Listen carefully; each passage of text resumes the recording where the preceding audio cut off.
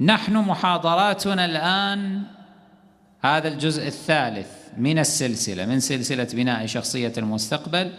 تكلمنا إلى هذه اللحظة عن أهمية الحياء وأكدنا عليه، وأنه رأس الفضائل والمكارم كما قال الأئمة الأطهار عليهم السلام، وأن من لا حياء له لا دين له. كل ذلك صحيح، نعم، ولكن التفت،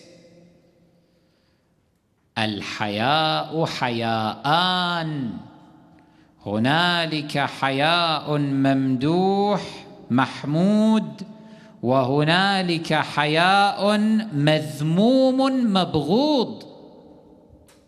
لا تخلط بين الأمور. الحياء حياءان، هذا كلام أهل العصمة صلوات الله عليه، هذا كلام رسول الله صلى الله عليه وآله. يقول رسول الله صلى الله عليه وآله كما في الكافي الشريف: الحياء حياءان، حياء عقل وحياء حمق. فحياء العقل هو العلم، وحياء الحمق هو الجهل. شلون نفهم احنا هذا الحديث النبوي الشريف؟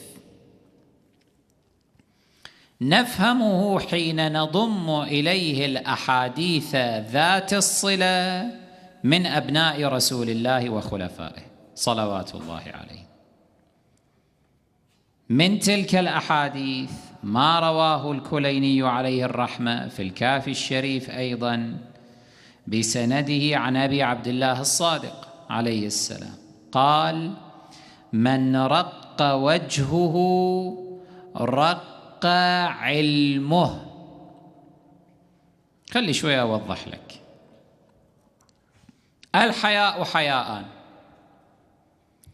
حياء عقل، هذا فهمناه، أنه واحد يكون عاقل فمن عقلانيته يصبح ذا حياء، عقله يرشده، يقول له مثلا هنا لا تتبذأ، لا تصبح بذيئة، مثلا لا تتصرف تصرفات غير لائقة، تصرفات ناقضة للحياء، خادشة للحياء كما يقولون. عقله ماذا؟ يلجمه، يضبطه. هذا حياء ممدوح، حياء العقل. طيب، حياء العقل هذا ما الذي يوجبه؟ ما الذي يؤدي إليه؟ هذا الحياء العقلاني ما الذي يوجبه؟ العلم. الواحد إذا تعلم يصبح عاقلا، وإذا صار عاقلا التزم بالحياء الممدوح الذي يضبطه عن ارتكاب أفعال تنقض الحياء. زين، تنقض الحياء الصحيح الممدوح. هنالك حياء آخر، يقول النبي الأعظم صلى الله عليه وآله: هذا حياء حمق. يعني ماذا؟ نفس الشيء لكن بالعكس، يصبح حييا ذا حياء، لكن الذي دفعه لهذا النوع من الحياء حمقه. شلون يصير؟ ما الذي جعله أحمق هنا؟ جهله. من جهله، عدم تعلمه، عدم تفقهه، صار أحمق غير عاقل. ومن حمقه اندفع لحياء مبغوض لا يريده رسول الله ولا يريده الأئمة الأطهار عليهم الصلاة والسلام. فرتبها بهالطريقة: العلم يقود إلى العقل التعقل.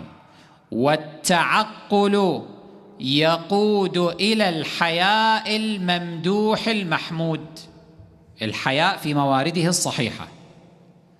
في المقابل الجهل يقود إلى الحمق، والحمق يقود إلى الحياء المبغوض، أي الحياء في غير موارده الصحيحة.